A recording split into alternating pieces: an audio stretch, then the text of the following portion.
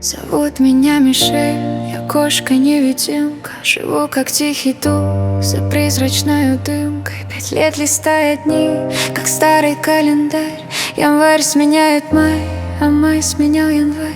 Соседи в кату-доме менялись, уезжали. Их в новые дома с любовью забирали. А я смотрела вслед зелеными глазами, с одним лишь тихим мяу, прощаясь с чудесами. Мне не нужна толпа.